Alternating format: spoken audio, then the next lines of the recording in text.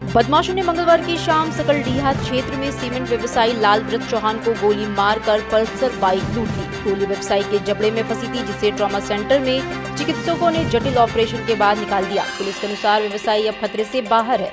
Police की अब तक की तफ्तीश में इस बात सामने आई है कि बदमाशों ने व्यवसायी को आपसी रंजिश में गोली मारी है। एसपी अंकुर अग्रवाल ने पूर्वांचल टाइम्स को बताया कि गोलीकांड के विभिन्न पहलुओं पर जांच की जा रही है। अब तक की जांच में ये बात सामने आई है कि बदमाशों ने लूट के इरादे से व्यवसायी को गोली नहीं मारी।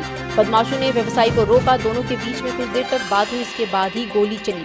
आपसी रंजिश की बात सामने आ रही है। व्यवसायी हमलावर को पहचानता है, लेकिन अभी बात करने की स्थिति में नहीं है। गोली जबड़े में फंसी थी, जिसे डॉक्टरों ने निकाल दिया है। मामले का जल्द खुलासा करने के लिए टीम गठित कर दी गई है। मुगलसराय कोतवाली के रेलवे चौकी के जीटीआर ब्रिज के समीप महिला का चेन लूटकर बदमाश फरार हो गया। महिला आईपी मॉल से खरीदारी कर वापस घर लौट रही थी। सूचना के बाद पहुंची पुलिस की कार्रवाई पूछताछ तक ही सीमित रही। नगर में अक्सर हो रही ऐसी घटनाओं से नागरिकों में दहशत है।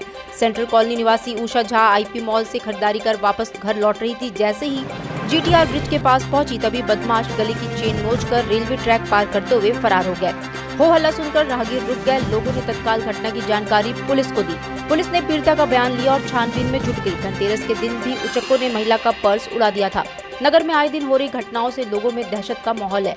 एसपी अंकुर अग्रवाल ने कहा है कि पीडीडीयू नगर में चेन स्नैचिंग की घटनाओं पर रोक लगाने के लिए अधीनस्थों को कड़े निर्देश दिए गए हैं। इस बात की भी आशंका है कि घटनाओं में शामिल बदमाश बाहरी हो और ट्रेन के जरिए यहां आते हों। घटनाओं को अंजाम देने के बाद ट्रेन से भाग जाते होंगे। पुलिस जल्द ही गैंग का पता लगाकर ठोस कार्रवाई करेगी, ताकि इस तरह की घटनाएं न होने पाए। इलैया क्षेत्र के घुरहुपुर में बुधवार को बौद्ध महोत्सव परंपरागत तरीके से मनाया गया। मुख्य अतिथि उत्तर प्रदेश सरकार के कैबिनेट मंत्री अनिल राजभर ने भगवान बुद्ध के तैल चित्र पर पुष्प अर्पित कर मोमबत्ती जलाकर पूजन अर्चन किया। बुद्धम शरणम गच्छामि, धम्मम शरणम गच्छामि के उद्घोष से बौद्ध स्थल की पहाड़ियां गूंज उठी। इस दौरान कैबिनेट मंत्री अनिल राजभर ने कहा कि भगवान बुद्ध का धम्म दुनिया में सर्वोपरि है। अहिंसा, करुणा, दया तथा मानवता का संदेश देकर भगवान बुद्ध ने मानव को सत्य के मार्ग पर चलने का रास्ता दिखाया। उन्होंने कहा कि भगवान बुद्ध ने कहा है कि आपके पास जो कुछ भी है उसे बढ़ा चढ़ाकर मत बताइए और न ही दूसरों से ईर्ष्या कीजिए। घृणा प्रेम से खत्म होती है, ये शाश्वत सत्य है। स्वास्थ्य सबसे बड़ा उपहार है और संतोष सबसे बड़ा धन है। वफादारी सबसे बड़ा संबंध है। उन्होंने समस्त मानव जाति को जो संदेश दिया है उसे आत्मसात कर हम सभी मानवता, भाईचारा और प्रेम का वातावरण बना सकते हैं। भारी उद्योग मंत्री व सांसद डॉक्टर महेंद्र नाथ पांडे 3 नवंबर को जिले में आएंगे। केंद्रीय मंत्री पीडीडीयू नगर स्थित केंद्रीय विद्यालय में आयोजित जोनल युवा संसद कार्यक्रम में वो भाग लेंगे।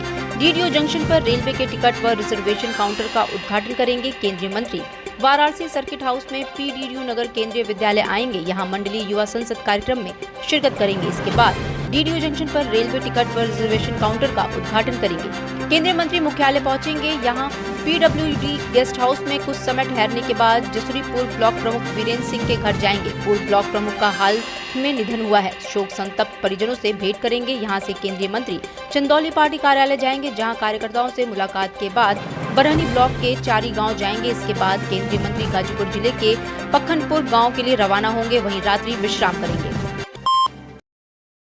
चकिया कस्बा स्थित कपड़े के बड़े प्रतिष्ठान में बुधवार को तड़के शॉर्ट सर्किट के चलते आग लग गई। 2 मंजिला दुकान का पहला तल पूरी तरह से जलकर राख हो गया। लगभग 50 लाख रुपए से अधिक का सामान जलकर पूरी तरह से खाक हो गया।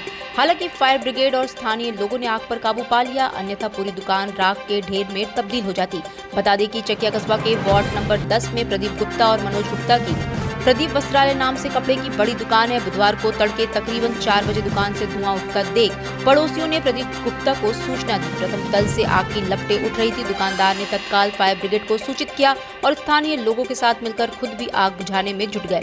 जब तक आग पर काबू पाया जाता, प्रथम तल पूरी तरह से आग की भेंट चढ़ गया था। भुक्तभोगी के अनुसार तकरीबन 50 लाख से अधिक का सामान जल गया है। आग लगने का कारण शॉर्ट सर्किट बताया जा रहा है।